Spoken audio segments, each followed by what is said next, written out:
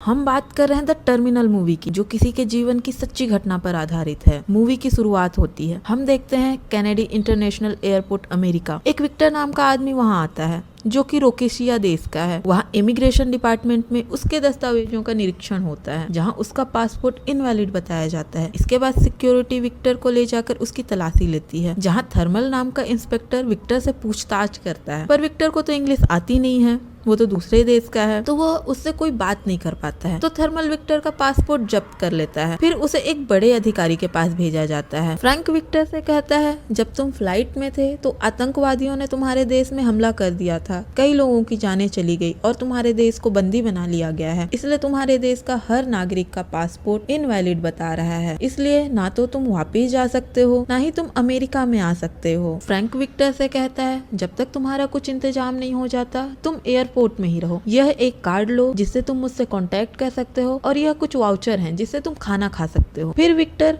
Airport में वापस आ जाता है। फिर विक्टर की नजर टीवी पे जाती है। वहाँ उसके देश के बारे में बताया जा रहा होता है। उसे अपने परिवार की फिक्र होने लगती है। वह उनसे बात करना चाहता है। वह टेलीफोन बूथ में जाके उनको कॉल करने की कोशिश करता है, लेकिन जो कार्ड उसके पास होता है वह इंग्लिश में होता है। वह कुछ नहीं कर पाता। वह लोगों से मदद मांगता है, लेकिन कोई उसकी मदद नहीं करता है। विक्टर के सारे वाउचर नीचे गिर जाते हैं, जिसे एक सफाई कर्मचारी कूड़े में डाल देता है। विक्टर उस सफाई कर्मचारी को कहता है, यह मेरे वाउचर हैं, लेकिन उसे तो इंग्लिश आती नहीं है। वो अपने लैंग्वेज में बोलता है, तो सफाई कर्मचारी भी कुछ समझ नहीं पाता है। इसी तरह वह भूखे ही रह जाता है। फिर रात होती है। वह भूखे ही कंस्ट्रक्शन के अंदर सोने चला जाता है, पर वहाँ भी उसे नींद नहीं आती है, क्योंकि वहाँ तो सिर्फ कुर्सियाँ होती है। फिर वह उन सबको हटाकर एक बिस्तर जैसा बना लेता है, फिर सो जाता है। फिर अगला सीन दिखाया जाता है। अगले दिन फ्रैंक से मिलने एक बड़ा अधिकारी आता है, जो फ्रैंक को कहता है, मैं तो कुछ दिन में भाई रिटायर होने वाला हूँ, मेरी जो पोजीशन है वो तुम्ही को मिलेगी, तुम्हारा भी प्रमोशन हो जाएगा। फ्रैंक बहुत खुश होता है और वो एयरपोर्ट की सिक्योरिटी और बढ़ा देता है। फ्रैंक को सीसीटीवी में विक्टर दिखता है। वह उसके लिए थोड़ा सा परेशान हो जाता है कि ये एयरपोर्ट में ऐसे कैसे घूम सकता है। तो वह सोचता है कि इसे अमेरिका भेजा जाए। वह उसे अपने पास बुलाता है और कहता है, ठीक 12 बजे जब सारे ऑफिसर अपना शिफ्ट चेंज कर रहे होंगे तो तुम चुपके से बाहर निकल जाना। विक्टर भी मान जाता है। जैसे ही 12 बजते हैं वह बाहर निकलने की कोशिश करता है, लेकिन नोटिस करता है कि सीसीटीवी उसी पर नजर रख रहा है। फिर विक्टर को समझ आता है कि यह फ्रैंक की कोई चाल है। फिर दूसरे सीन में एक लड़की की एंट्री होती है, जिसका नाम एमेलिया होता है। वह वहाँ एयर होस्टेज होती है। फर्श में पानी होने की वजह से वह फिसल के गिर जाती है। विक्टर उसकी हेल्प करता है।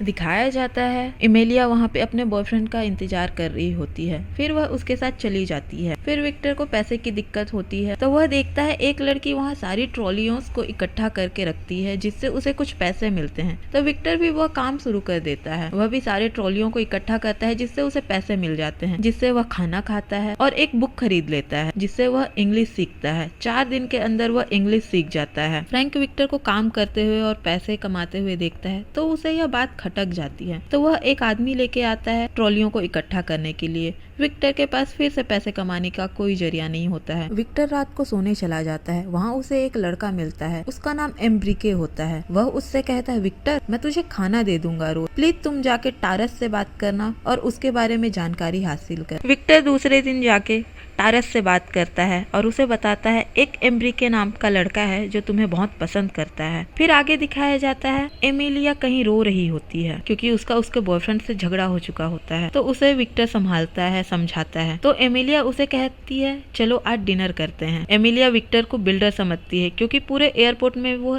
एक बिल्डिंग से दूसरे बिल्डिंग घूमते रहता है। पर विक्टर के पास तो पैसे होते नहीं है, तो वह डिनर के लिए मना कर देता है। फिर विक्टर सोचता है, मैंने कैसे मना कर दिया, मेरे पास पैसे नहीं है। फिर वह सोचता है कि मैं एयरपोर्ट में ही कुछ काम कर लेता हूँ, लेकिन पासपोर्ट नहीं होने की वजह से उसे एयरपोर्ट में भी कोई काम नहीं मिलता है। फिर वो सोचता है, चलो आज सो जाते हैं। जब वो सोने जाता है तो देखता है वहाँ पेंट के कुछ डब्बे रखे हुए हैं और लकड़ियों का कुछ काम चल रहा है। विक्टर को यह काम आता है। वह रात भर में पूरा काम कर देता है। सुबह जब डीलर आता है वो देखता है उसके सारे काम हो गए हैं। वह विक्टर को कहता है, तुम मेरे साथ ही काम करो, मैं तुझे 1 घंटे का $15 दूंगा। फिर विक्टर उसके साथ काम करने लग जाता है। फिर विक्टर को पैसों की समस्या नहीं आती है। अगले सीन में दिखाया जाता है फ्रैंक को पता चलता है कोई लड़का आके एयरपोर्ट से मेडिसिन चोरी करके भाग रहा है और उसके पास मेडिसिन के लाइसेंस भी नहीं है और वह लड़का दूसरी भाषा में बात कर रहा है। फ्रैंक उसे पकड़ता है, उससे पूछताछ करता है, पर वह तो दूसरी भाषा बोल रहा होता है, इसलिए वहाँ विक्टर को बुलाया जाता है। विक्टर समझता है कि ये लड़का अच्छा है, इसलिए विक्टर उसकी हेल्प करने की कोशिश करता है और फ्रैंक से कहता है यह अपनी माँ के लिए दवाइयाँ लेके जा रहा है। फ्रैंक विक्टर से कहता है इसके पास तो लाइसेंस ही नहीं है,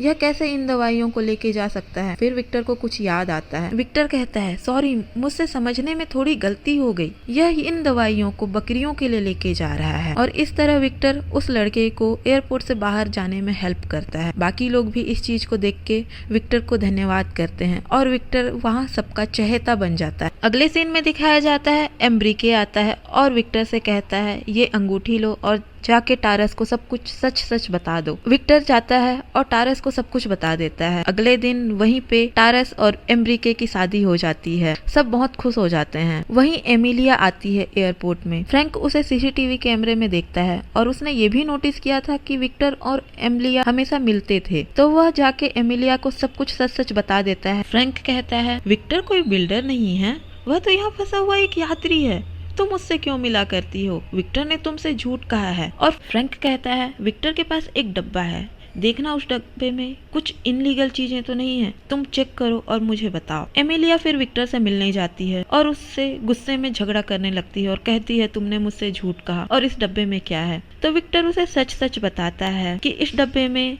मेरे पापा की 20 साल की मेहनत है। मेरे पापा ने एक बैंड के 40 लोगों को खत लिखा था, उनका ऑटोग्राफ उन्हें लेना था। आधों का ऑटोग्राफ तो उन्होंने ले लिया है, पर एक का ऑटोग्राफ बच गया है। उनकी आखिरी इच्छा यही थी कि वह सबका ऑटोग्राफ लें और उनकी यही आखिरी इच्छा पूरी करने मैं अमेरिका आया हूँ और मैं उनका ऑटोग्राफ लेना चाहता हूँ और अपने पापा का आखिरी इच्छा पूरा करना चाहता हूँ। ऐसे ही विक्टर अपने बारे में सब कुछ बताता है। फिर अगला सीन चलता है जिसमें दूसरे दिन दिखाया जाता है कि विक्टर को पता चलता है कि उसके देश में जंग खत्म हो गई है। वह खुशी के मारे एयरपोर्ट के सारे कर्मचारियों को, सारे लोगों को पार्टी देता है और इसी पार्टी के बीच में एमिलिया आती है और वह विक्टर से कहती है कि मैंने तुम्हारे लिए एक दिन का इमरजेंसी वीजा लिया है ताकि तुम अमेरिका जाओ और अपने पापा की आखिरी इच्छा पूरी कर सको। विक्टर बहुत खुश होता है। विक्टर अपना इमरजेंसी वीजा अप्रूव करवाने के लिए इमिग्रेशन डिपार्टमेंट में जाता है। वहाँ उसे पता चलता है उसमें फ्रैंक के साइन चाहिए, तो वह फ्रैंक का साइन लेने जाता है तो फ्रैंक उसे मना कर देता है। फ्रैंक कहता है